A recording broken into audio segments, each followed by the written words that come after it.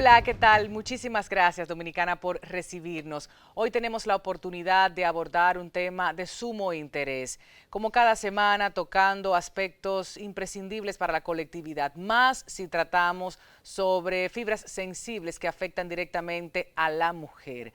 Hablemos de mujer, de pobreza, de alimentación. Nos acompañan ejecutivas de la FAO y también de Oxfam. Después de la publicidad iniciamos las conversaciones.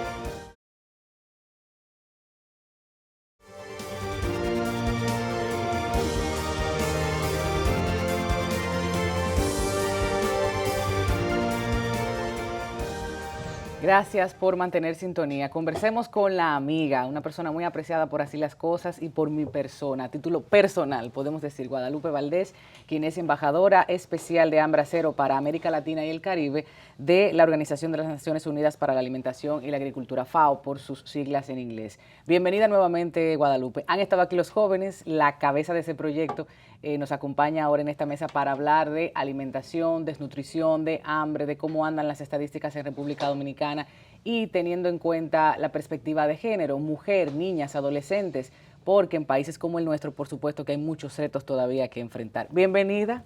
Muchísimas gracias, Tatiana, por invitarnos a Así las Cosas y sobre todo por abrir tu programa a los jóvenes, a los y las jóvenes que realmente nos indican que en nuestro país ellos son los que están haciendo y van a hacer los procesos de transformación que tanto requiere nuestra sociedad en este momento.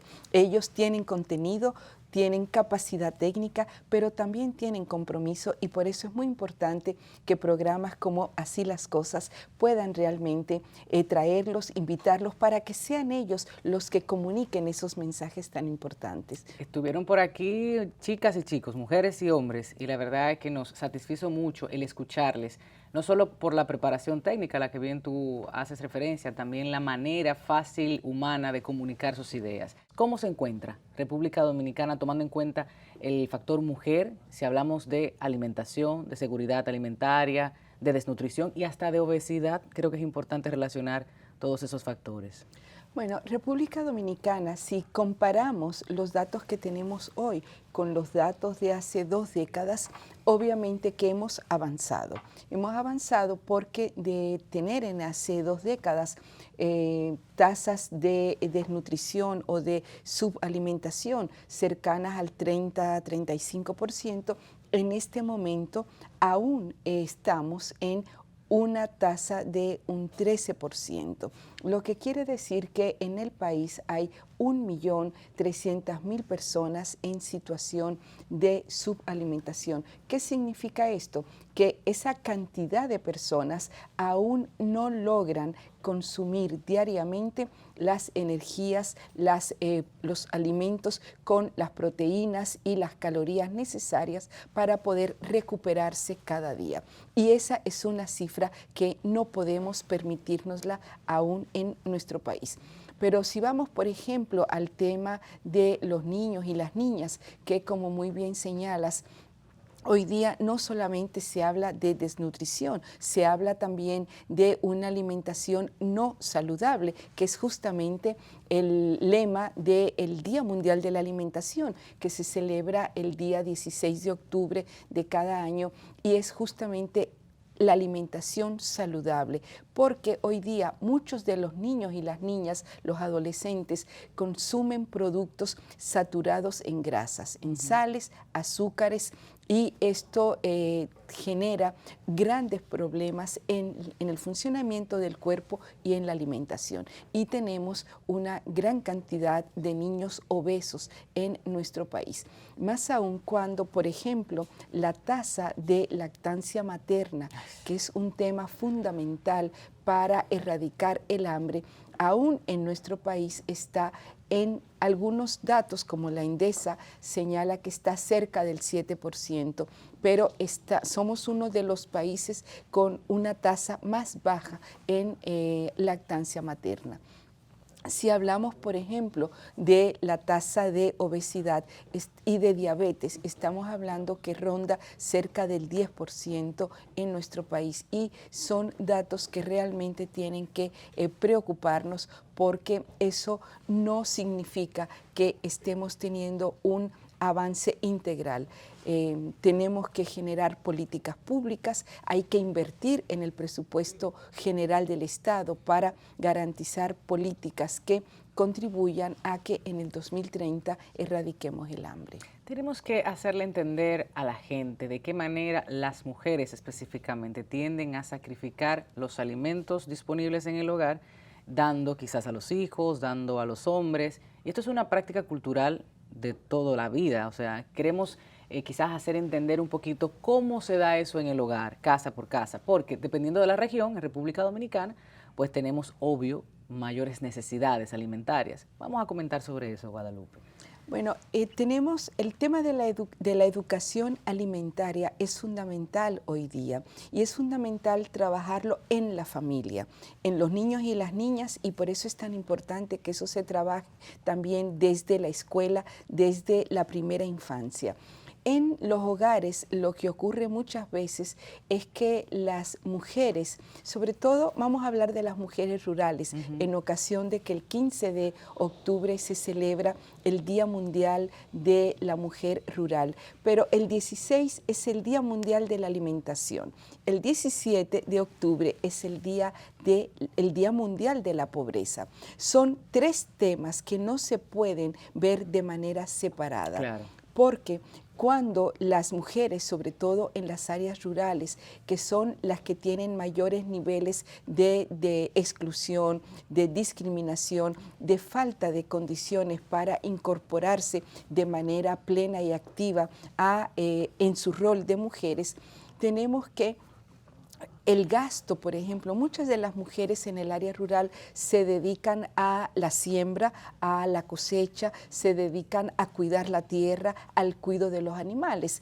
pero no solamente esto, sino que también tienen que dedicarse a las actividades que tradicionalmente y por un tema cultural son catalogadas como actividades que se le recaen a la mujer. Me refiero, por ejemplo, al cuidado de los familiares, al cuidado de los nietos, que hay que vivir, disfrutar los nietos, pero no podemos asumirlo como una carga más, como una responsabilidad más a nosotras las mujeres, y mucho menos en las áreas rurales.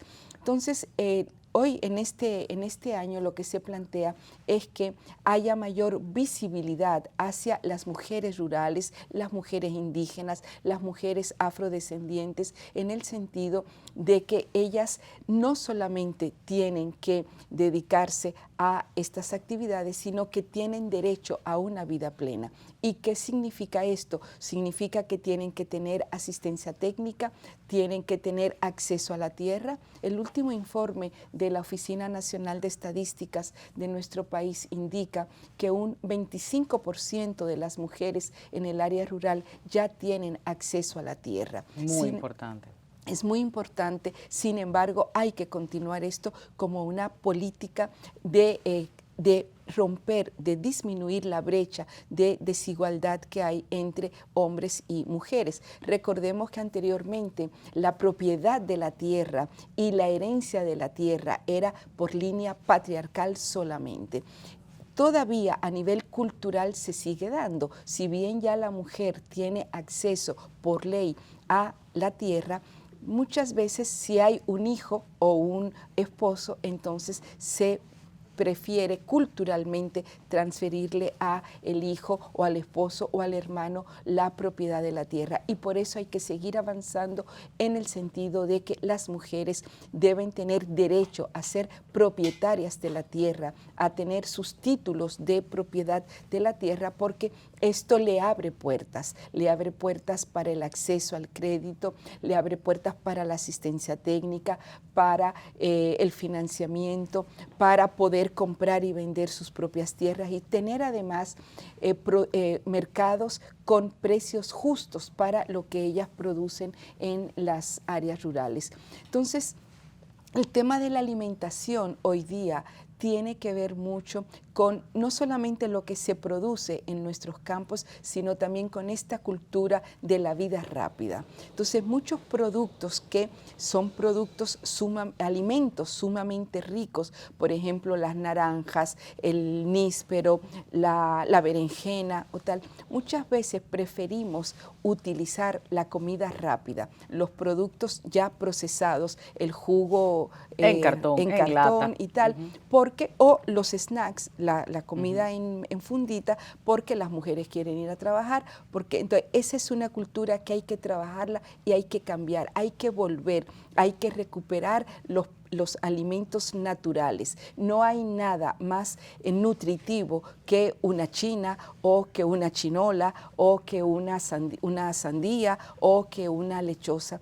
Entonces, las frutas y las verduras, que el 18 de octubre se celebra también el Día Mundial de las Frutas, nos invita a aumentar cada día el consumo de frutas y verduras. Según la Organización Mundial de la Salud y la OPS, todos los días hay que consumir 5 frutas y verduras. Esto significa que hay que combinar, ya sea 2 frutas en la mañana o una fruta en la mañana y 3 verduras y en la tarde el resto. Pero cada persona, para estar bien alimentada, tiene que consumir 400 gramos, que más o menos se calcula con 5 frutas y verduras al día. Entonces, esos son los cambios que tenemos que hacer en la cultura gastronómica, en la cultura alimentaria en nuestro país. Que a muchos de nosotros y a muchas desde pequeños no nos enseñaron, porque estábamos en el día a día, la merienda de la galletita, todo empacado, todo en cartón, todo en lata, y creo que poco a poco se ha ido concienciando en ese sentido. Menciona muchísimas cosas, Guadalupe: el acceso en los mercados de esas frutas, de esos vegetales, el precio para que la gente pueda consumir, pueda comprar esa canasta básica y pueda alimentarse bien, y el tema de importación, exportación, todo está vinculado, porque son 3 días mundiales interesantísimos, y por eso quisimos abordar el tema en República Dominicana, qué está pasando, cómo estamos allí. Cuando mencionaba el 25% de las mujeres que ya tienen tierra y los cuidados, me lleva a pensar sobre estos programas de organismos internacionales que también han ofrecido asistencia técnica y microcréditos para el desarrollo, para el empoderamiento, para llevar, ¿no?, contabilidades y ser más eficientes en el momento de administrar cada uno de estos negocios. Pero importación, exportación, que también ahí hay un tema en República Dominicana. Bueno, República Dominicana se ha señalado durante varios periodos, varios años, que somos autosuficientes para garantizar la seguridad alimentaria y nutricional. Sin embargo, eso no es suficiente. No es suficiente porque, primero, lo más importante es garantizar que las personas puedan adquirir con los recursos que reciben en términos de ingresos la canasta familiar. Y esa canasta familiar debe de tener este tipo de productos, que son de alimentos que son fundamentales para el desarrollo de las personas. Nosotros tenemos cada vez más que propiciar políticas públicas para garantizar el desarrollo de la producción local, de la producción integral de alimentos agropecuarios, pero también de la pesca, por ejemplo. Nosotros somos una isla y vivimos prácticamente de espaldas a la producción, a la gran cantidad de alimentos que podríamos obtener para una alimentación mucho más balanceada, mucho más rica, de cara a que no estamos explotando realmente nuestros mares. Y eso es un tema que tenemos pendiente y que hay que colocarlo en la agenda del país. Sin embargo, también tenemos que avanzar hacia la exportación. O sea, la exportación es la venta de productos hacia el exterior. Y nosotros tenemos, por ejemplo, ahora con la apertura de las relaciones con China, ese es un mercado que se abre, y por eso es tan importante que a nivel de la producción se haga con la calidad y cumpliendo las reglas internacionales, para que las personas, los productores, puedan exportar y puedan recibir ingresos. Ese es un una estrategia de combate, de lucha contra la pobreza, sobre todo cuando se impulsa que esa producción no sea solo de las grandes empresas agroproductoras, sino en impulsar políticas para los agricultores familiares. Claro. Prácticamente el 80% de la producción de alimentos a nivel mundial es realizada por los agricultores familiares. Ahora, estos agricultores tienen que tener un mercado para colocar esos productos, y esto tiene que ser a precios justos. ¿Por qué? Porque ellos no solamente pueden vivir de lo que producen en el predio familiar, sino que necesitan obtener ingresos para satisfacer otras necesidades de salud, de vivienda, de educación, de vestido, y entonces eso lo puede producir las políticas de exportación, garantizando que haya mercados para los agricultores familiares. A nivel nacional también hay estrategias como es, por ejemplo, que los agricultores familiares, los productores locales puedan vender, se garantice que puedan vender a mercados que ya están en nuestro país, como es, por ejemplo, lo de la alimentación escolar. ¿Por qué? Porque todos los días en el país se están produciendo cerca de 2 millones más de 2 millones, 2 millones y medio de raciones alimenticias, no solamente para el desayuno, las meriendas, sino que ahora también con la estrategia de la tanda extendida de los almuerzos. Entonces, esos almuerzos tienen que estar realizados con productos nacionales, con productos locales, para estimular la producción nacional, y ahí es fundamental que los agricultores familiares puedan vender a los centros educativos sus productos. Pero para esto hay que hacerlo cumpliendo la normativa de la Ley de Compras y Contrataciones. No es violar la ley, sino establecer los mecanismos para que el agricultor que no tiene RNC, que no tiene registro de proveedor del Estado, pueda realmente venderle al sistema educativo, y que eso no se convierta en una exclusión más para nuestros agricultores familiares. Ojalá tengamos la oportunidad de más y mejores mercados para que la gente pueda disminuir los canales de distribución y los precios sean más justos, porque siempre es un tema que se debate en sentido mercadológico, y por supuesto dejar el dinero, esa entrada, a los productores y a las productoras. Si usted se va por todo el territorio nacional, trate de probar, de disfrutar, de alimentarse de tierra a su boca, sin tanto proceso, sin tanta caja, sin tanto empaque de esos productos que muchas veces no solo vienen, sino que son manipulados de distintas formas. Bueno, te puedo decir un caso concreto. Por ejemplo, en Gonzalo, en la provincia de Monteplata, hay un lugar que se llama El Limón. Los productos de limón son riquísimos, pero los traen al mercado de Santo Domingo. Entonces, las personas de Gonzalo, para comprar esos productos, para venderlos en Gonzalo, tienen que venir a Santo Domingo, porque el camión con los productos pasa directamente de El Limón a Santo Domingo. Entonces, ahí ¿quién gana? El intermediario. Claro. Esos intermediarios. Entonces, los consumidores, las personas, tienen que comprar a más caro en Santo Domingo, y después cuando lo llevan a Gonzalo, el producto es más caro. Entonces, esas son políticas que realmente hay que impulsar desde los diferentes ministerios para que esto pueda resolverse. Yo espero que con el Plan Nacional de Soberanía, Seguridad Alimentaria y Nutricional, que se lanzó el año pasado en ocasión del Día Mundial de la Alimentación para el periodo 2020-2023, sea aplicado, y que realmente podamos ir resolviendo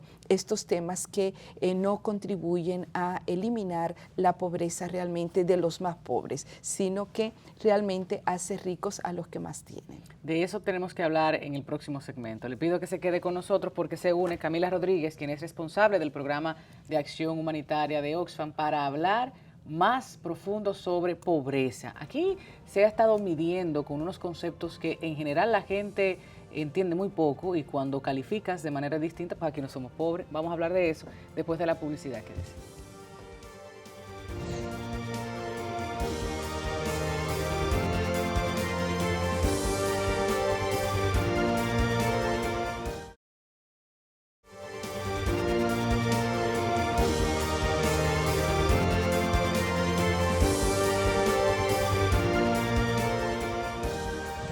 Gracias por mantener sintonía. Esta semana en Así las Cosas estamos conversando sobre hambre, estamos hablando de mujer de pobreza. Qué bueno tener la oportunidad de recibir en esta parte a Camila Rodríguez, quien es responsable del programa de acción humanitaria de Oxfam. Se queda con nosotros Guadalupe Valdés y vamos a ampliar un poquito en términos técnicos también de todos esos estudios que han estado llevando y la realidad en República Dominicana. Una cosa es lo que nos presentan las organizaciones a nivel mundial, otros países de la región que presentan similitudes, pero otros retos distintos a esta tierra, como decía Guadalupe bendita, que produce tantas cosas, pero presenta oportunidades de mejora, como decimos. Bienvenida, Camila. Muchas gracias, Tatiana, por el espacio. Es para mí un honor estar aquí acompañada de ustedes hoy para hablar de esa temática tan importante de pobreza, de mujer y seguridad alimentaria y la agricultura en nuestro país.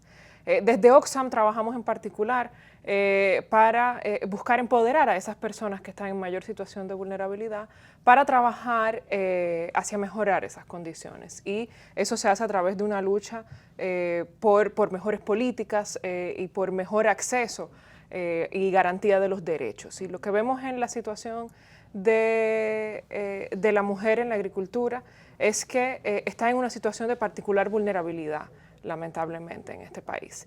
Y lo hemos comentado a Guadalupe, ¿no? Son solo el 25% de las tenientes de la tierra, pero eso tiene implicaciones muy grandes en lo que significa a su capacidad de acceder al crédito, su capacidad de acceder a préstamos, de acceder a capacitaciones para mejorar sus capacidades de trabajar la tierra.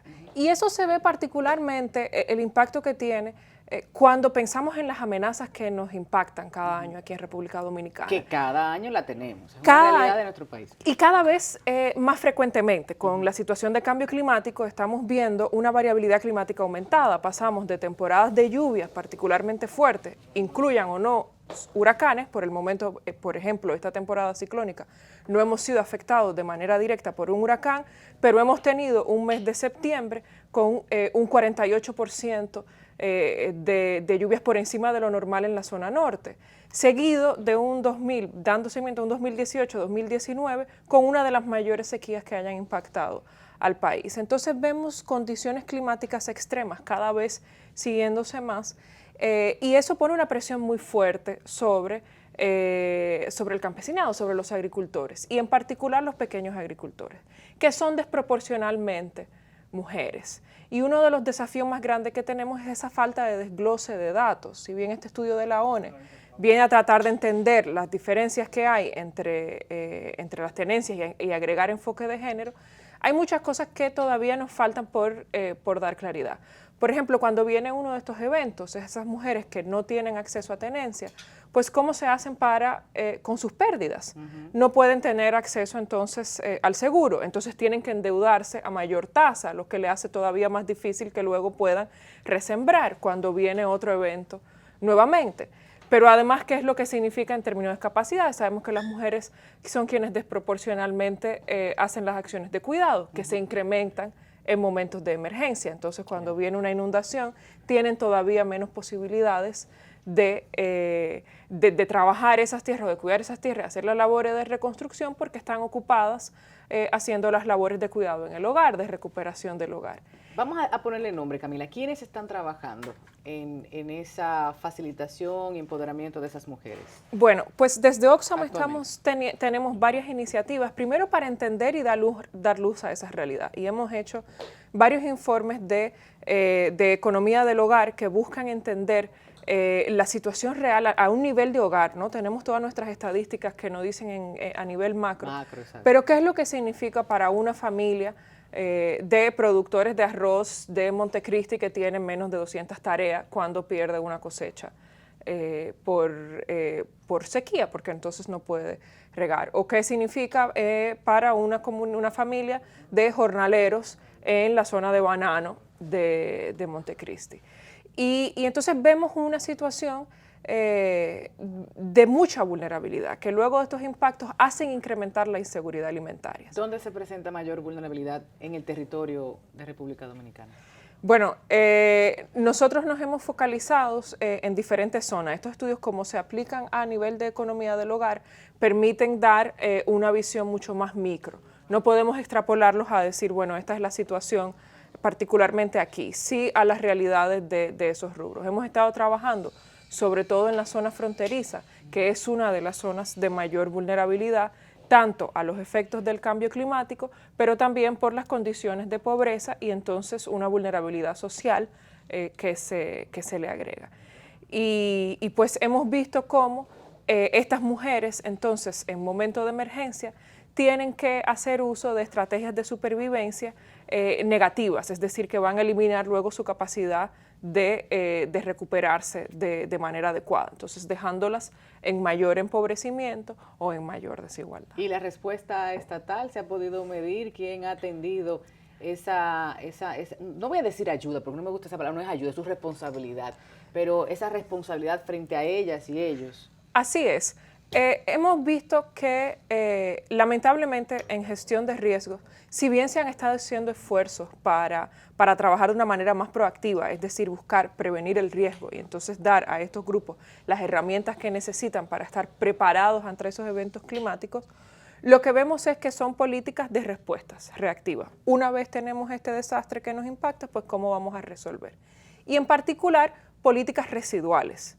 Es decir, bueno, llegó este evento, y entonces tal funcionario o tal alcalde o tal cosa fuera de sus actividades, de lo que estaba previsto, pues entonces va a venir a dar respuesta a esta situación, como si fuera un favor que estuviera dando a la población y no cumpliendo con su deber y utilizando el Fondo del Estado para garantizar los derechos de todas las personas en emergencia.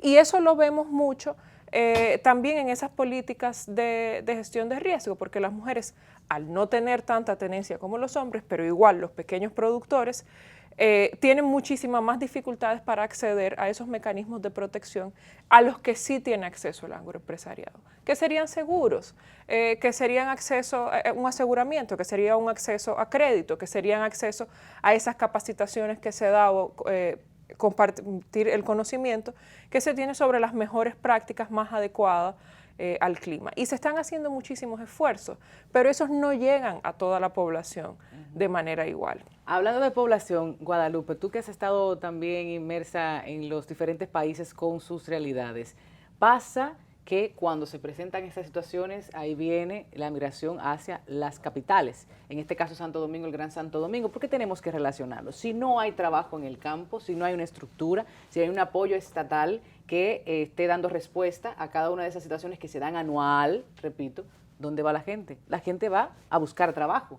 La gente, los agricultores, por ejemplo, o esa mano de obra que se contrata muchas veces irregular, o ese dominicano o dominicana que tiene que abandonar su lugar de origen para irse a hacer lo que tiene que hacer, el chiripero, el trabajo informal en diferentes sectores. Cuéntame eso relacionado un poco a la alimentación y producción. Has tocado un tema fundamental, el tema de la migración es hoy día una de las causas fundamentales por las cuales se está aumentando el hambre, incluso en América Latina y el Caribe, que teníamos varios años en los cuales el hambre estaba disminuyendo. Teníamos países que estaba bajando el hambre y en la región en sentido general llevaba una tendencia, llegamos en un momento a tener 39 millones de personas. Hoy nueva vez tenemos 42 millones de personas en situación de hambre en América Latina y el Caribe, y la migración es una de las causas.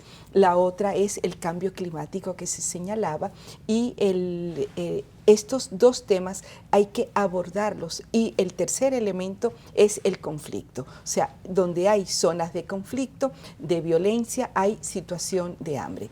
Entonces hay que generar políticas para el tema migratorio, no solamente al interior de los países, sino también entre países. Por ejemplo, nosotros tenemos el tema de Haití y tiene que ser abordado, pero tiene que ser abordado con marcos legales, con políticas públicas y con un tema de enfoque de derechos. O sea, no podemos permitir que las personas pasen de Haití a República Dominicana sin documento, pero después ¿para qué? Para entonces, y eso con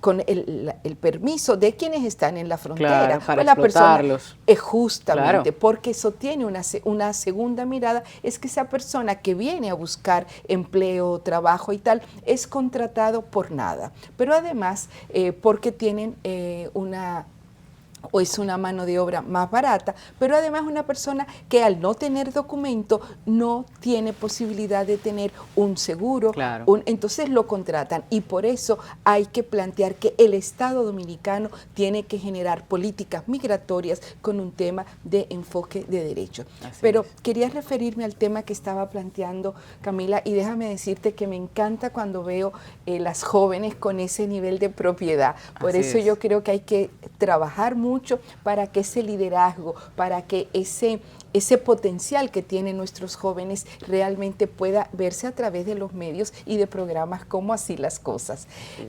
Un tema con el asunto del cambio climático es que el Estado tiene que prevenir en políticas. Ya hoy día se sabe Lo reactivo que decía Camila. justamente el año pasado, bueno, este año hemos transitado uno de los años con un mayor nivel de sequía, que decía Camila. El próximo año, los estudios que se han hecho indican que la sequía va a ser mucho más grave que la que tenemos este año. Entonces hay que comenzar a prevenir cuáles van a ser las estrategias para que esas personas no vuelvan a pasar por la situación que hemos tenido este año, que han generado la situación que señalaba Camila. Cuando no hay prevención, entonces realmente la vulnerabilidad es mucho mayor, y por eso, de ser un Estado que hoy día dice que tiene renta media, es un Estado que muchas de estas personas van nuevamente a pasar a ser personas en situación de pobreza. Quisiera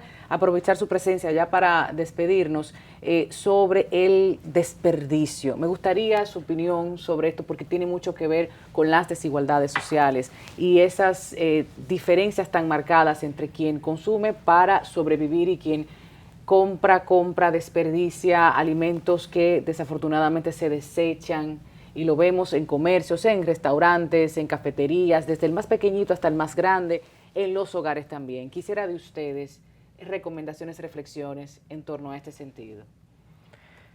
El tema del desperdicio es un tema muy interesante. Me parece que una de las principales cosas que hay que hacer es enmarcarlo dentro del sistema de producción. No se trata únicamente, ni siquiera principalmente, de las personas que en su casa van a desperdiciar o no terminar de consumir. La mayor parte del desperdicio se hace dentro del sistema de producción y de distribución, es decir, por temas de las políticas, ya sea de protección o de exportación, que hace que se pongan cuotas y que luego países, para controlar los precios de ciertas comidas, pues vayan a disponer a eliminar ciertos productos que producen en exceso, en vez de tal vez distribuirlo en zonas donde serían necesitados.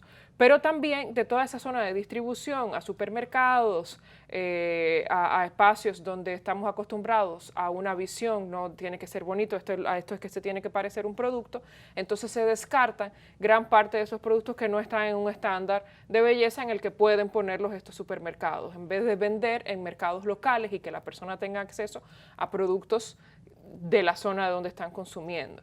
Entonces es un sistema, a ver, mucho más macro, ¿no? De cómo producimos la comida, cómo la distribuimos y cómo la asesoramos.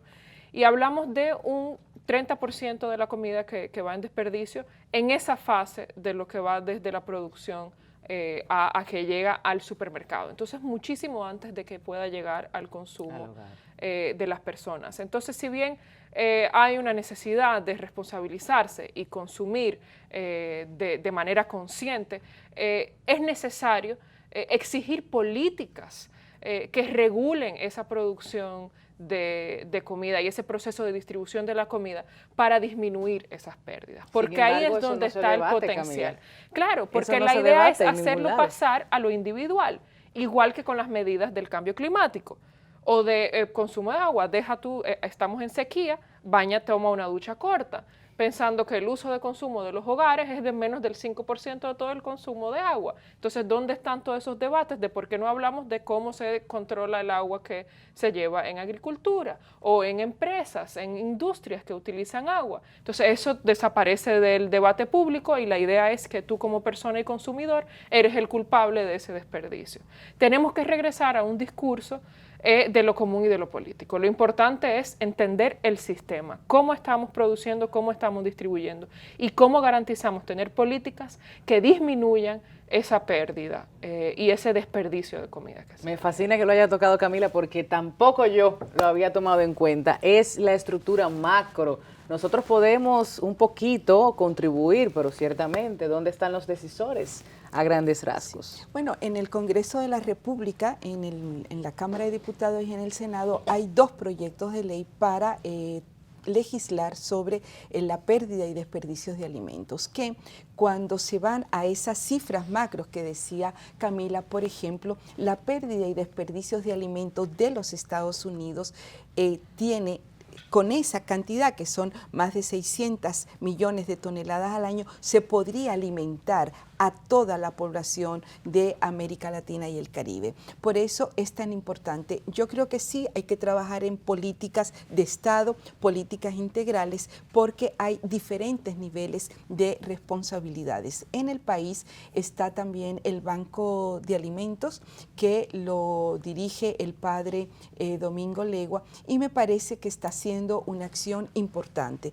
porque si bien hay que establecer marcos legales, políticas públicas, para lo que señalaba Camila, que tiene que ver además con un tema fiscal, también en la pérdida de alimentos o en utilizar esos alimentos para otros que se puedan vender a otros precios y eso.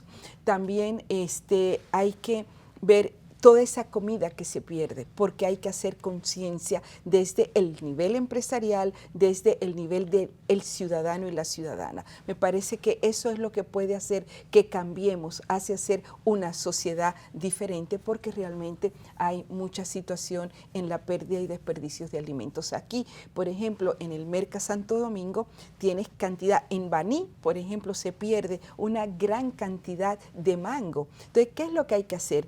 Cómo ese mango puede ser también utilizado para producir otro tipo de productos, mermeladas, jabones, productos cosméticos, o sea, que esos productos, esos que están, y también en el consumo. Mucha gente no lo consume porque tiene una manchita o porque tiene una bolladura o lo que sea. Entonces, no, realmente hay que generar conciencia y eso son políticas. Cuando hablamos de políticas, no solamente es políticas que ¿qué va a ser? Son políticas educativas, políticas de distribución. Por ejemplo, si nosotros generáramos políticas para que toda esa producción que muchas veces se le va a perder o se pierde desde la finca, por las razones que señalaba Camila, si el Estado establece una política para que los hospitales compren ese tipo de productos, con eso se está ayudando a disminuir la pérdida de alimentos. Por citar una,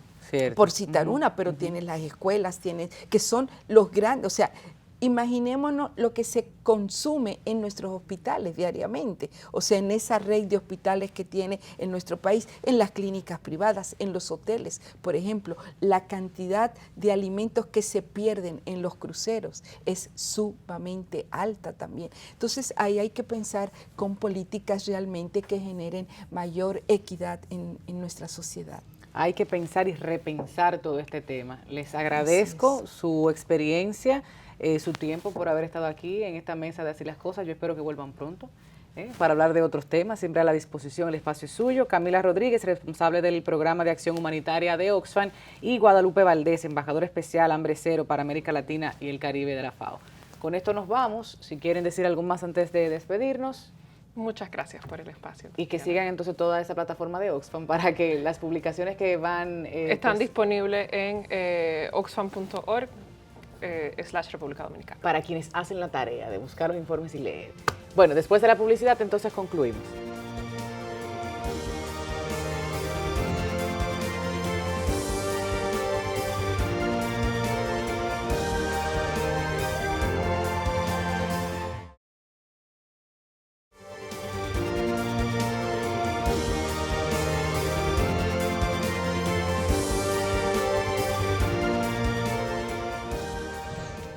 A propósito de conmemorarse la lucha contra el cáncer de mama en este mes de octubre, no queremos desaprovechar la oportunidad para repetir una entrevista de sumo interés que realizamos en una pasada edición de Así las Cosas al doctor Nelson Figueroa Espaillat del programa Mujeres Saludables del despacho de la Primera Dama. Allí conversamos con él y queremos retomar esa conversación para el cuidado de todas nosotras. Veamos. La importancia del cáncer de mama en la República Dominicana es que, como es la primera causa de muerte, con más de un 30% de todos los cánceres en la mujer, representa la enfermedad número 1. Y es un cáncer que, como los demás, al inicio no duele ni produce gran sintomatología. Por lo tanto, es un cáncer silente, es un cáncer que hay que diagnosticarlo a través de una mamografía, porque en su primera etapa, vamos a decir, cuando todavía tiene menos de 5 milímetros, en una mama normal, hablo normal, una mama que no es pequeña, una mama que no es grande, la que tiene el 60% de la mujer dominicana, en ese tipo de mama, de 3 a 5 milímetros no es palpable. Y mucho menos por la mujer. Tal vez un médico muy adiestrado y que tenga unos dedos bien sensibles, debido a su experiencia, puede detectar un caso pequeño, un caso incipiente, pero en realidad lo que busca el programa Mujeres Saludables del despacho de la Primera Dama es diagnosticar esos tumores que en su mayoría son curables. El cáncer de mama es una enfermedad curable si se detecta a tiempo. Entonces, cuando el tumor de mama crece y pasa de 1 centímetro de diámetro, tiene poder de diseminarse. El cáncer de mama que mata es el diseminado. El cáncer de mama que se cura, el que perseguimos, es el cáncer de mama que está localizado a la mama y que por lo regular no tiene 1 centímetro de diámetro. Entonces, el programa ha creado un sistema de mamografía móvil que ha sido pionero en la República Dominicana, y en Latinoamérica decimos que somos el único país de Latinoamérica, desde México a Argentina, que tiene un programa nacional de detección temprana con mamógrafos móviles. Otros países lo tienen, pero en su capital. Pues nosotros podemos dividir el país, yo lo divido en regiones y, como te decía fuera del aire, estamos ahora mismo en la zona de noroeste, Puerto Plata y Montecristi, y estamos haciendo una semana. La de semana próxima voy a estar en el macizo central montañoso, voy a estar en Constanza, voy a estar en Jarabacoa y en esa zona. La última semana la voy a pasar en el sur profundo, San Juan de la Maguana, Elías Piña, Bánica, y así lo estoy trabajando porque nuestros equipos son muy vulnerables, son digitales, son electrónicos y no toleran mucho los traslados. En principio, la mamografía siempre se hizo mamografía fija en un establecimiento, llámese clínica, hospital, centro de diagnóstico, pero fijo el hospital. El cáncer de mama es un tipo de los más de 200 tipos de cánceres que existen, y el cáncer es una enfermedad degenerativa. Una enfermedad degenerativa es la que se produce después de la tercera edad. El cáncer de mama, cuando es más común, es después de los 50 años. El cáncer de mama de los 25 a los 40 es raro, pero existe. Ahora, es más común después de los 50, nosotros lo hicimos 10 años antes, porque de lo contrario como lo que estamos haciendo es un tamizaje, que no es más que filtrar toda la población sana para tratar de diagnosticar los que están empezando y que ellas, las mujeres, en su mayoría, no saben que lo tienen. Y son hallazgos casuales. Es un hallazgo casual que yo diagnostique un cáncer.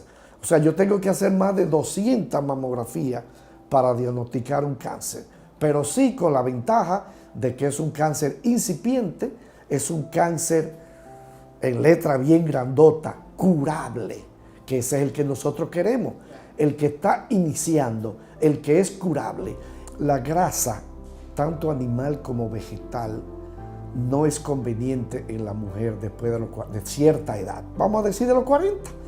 Después de los 40 años, el que la mujer ingiera mucha mantequilla, margarina, fritura, que le gusten mucho las partes del cerdo grasosas, como son la chuleta, las costillas, porque hay un muslo, es una carne magra la de cerdo y se puede comer. Pero yo he notado que en esas regiones en donde aparentemente de que se alimentan mejor, es donde está la más alta incidencia. La periferia de la República tiene poca incidencia porque tienen el mar y tienen pescado y toman sopa de pescado. No hay tanta crianza de ganadería y cerdo. Entonces, posiblemente, parto de que primeramente no tenemos estadística porque no hay un registro nacional de cáncer. Nosotros estamos trabajando en eso y nos estamos apoyándonos, el despacho, con el ministerio, con los oncológicos, Heriberto Peter, INCAR, Regional del Cibao, y el de San Francisco de Macorís, que son los que están ya propiamente establecidos. Estamos trabajando con ellos para entre todos crear por ley, el Registro Nacional de Cáncer. ¿Qué significa eso? Tenemos que, aquí tiene que haber en Santo Domingo, unas oficinas centrales en donde lleguen de los diferentes patólogos del país todos los cánceres que se diagnostican en el país. Y tienen que hacer unos protocolos en donde, primero, el sexo. Sabes que hay un 1% de cáncer de mama en hombre, hay que ponerlo. Entonces tenemos que tener ahí la edad, tenemos que tener sus antecedentes, tenemos que tener el tipo de cáncer de mama, porque hay varios tipos, el estadio, ¿cómo era? Tenía menos de 1 centímetro, de 1 a 2, de 2 a 5 o tenía más de 5 centímetros. Todo eso tiene que estar escrito y en ese protocolo. Eso tiene que ser obligatorio. Y luego tenemos que darle seguimiento a eso. ¿Quién es el médico tratante? Si el paciente a los 5 años falleció o no falleció, para poder tener nuestras estadísticas. Es lamentable que en América solamente Haití y República Dominicana no tienen registro nacional de cáncer. El cáncer de mama es una enfermedad curable si se detecta a tiempo. De lo contrario, si usted diagnostica su enfermedad cuando ya está diseminada a órganos vitales como cerebro, pulmón e hígado, las posibilidades de cura caen a un 30 a un 40%. O sea, yo hablo que la enfermedad es curable cuando la encontramos de menos de 1 centímetro de diámetro como un hallazgo casual, que la mujer todavía no sepa que tiene enfermedad. Segundo, que es imprescindible, que es importante hacerse una mamografía cada año después de los 40. Y tercero, aprender a hacer el autoexamen de la mama.